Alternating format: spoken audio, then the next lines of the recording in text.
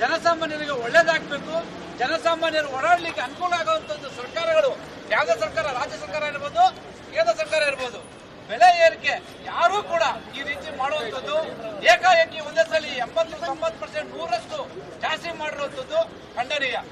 BJP ಆಗ್ಬೋದು, ಕಾಂಗ್ರೆಸ್ ಆಗ್ಬೋದು, ನಿಮ್ಗೆ ಏನಾದ್ರು ಮಾನ ಮರ್ಯಾದಿದ್ರೆ ಹುಚ್ಚು ನಾಯಿಗಳ ಹತ್ರ ಕಿತ್ತಾಡ್ತಾ ಇದ್ದೀರಾ. ಜನರಿಗೆ ಏನ್ ಆಗ್ಬೇಕು, ಯಾವ ರೀತಿ ತೊಂದರೆ ಆಗ್ತಾ ಇದೆ, ಇದನ್ನ ನೀವು ಮನಗೊಂಡು ರೇಟ್ ಕಮ್ಮಿ ಮಾಡಿ.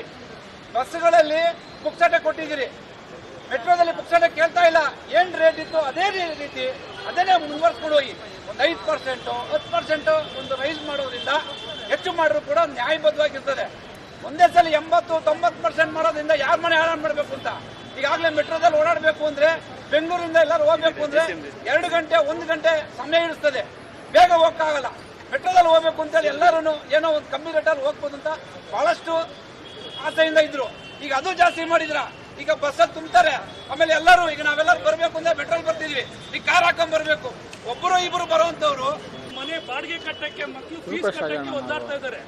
ಇಂಥ ಶೋಚನೀಯ ಸ್ಥಿತಿಯಲ್ಲಿ ಇವ್ರುಗಳು ಇವರ ಒಂದು ಭ್ರಷ್ಟಾಚಾರಕ್ಕೆ, ಇವರೊಂದು ಲೂಟಿತನಕ್ಕೋಸ್ಕರ ಜನಗಳನ್ನ ಮನುಷ್ಯರು ಅನ್ಕೊಂಡಿದಾರ, ರಾಕ್ಷಸರು ಅನ್ಕೊಂಡಿದಾರ ಗೊತ್ತಾಗ್ತಾ ಇಲ್ಲ.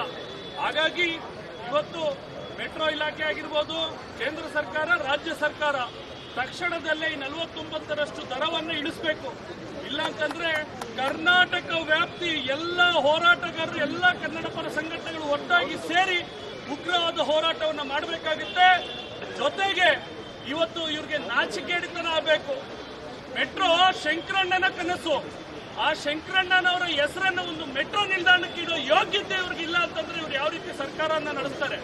ಅನೇಕ ವರ್ಷಗಳಿಂದ ಇದನ್ನ ಬೇಡಿಕೆ ಇಟ್ಟೇ ಇದ್ದೀವಿ. ಹಾಗಾಗಿ ಶಂಕರಣ್ಣ ಅವರ ಹೆಸರನ್ನ ಮೆಟ್ರೋ ನಿಲ್ದಾಣಕ್ಕೂ ಕೂಡ ಇಡಬೇಕು ಅಂತ ಹೇಳಿ ಈ ನಿಟ್ಟಿನಲ್ಲಿ ಎಲ್ಲ ಕನ್ನಡ ಪರ ಸಂಘಟನೆಗಳ ವತಿಯಿಂದ, ಎಲ್ಲ ರಾಜ್ಯಾಧ್ಯಕ್ಷರು, ಎಲ್ಲ ಕಾರ್ಯಕರ್ತರ ಪರವಾಗಿ ಈ ಒಂದು ಮಾತನ್ನು ಕೂಡ ಒಕ್ಕಲಿನಿಂದಾಗಿ ಹೇಳಲಾಗುತ್ತೆ.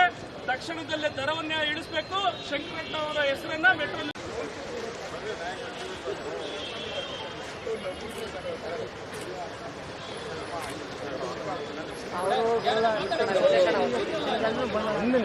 ವಯಸ್ಸಿಗೆ ಬರೋಣ, ಆಚೆ ಸಿಕ್ಕ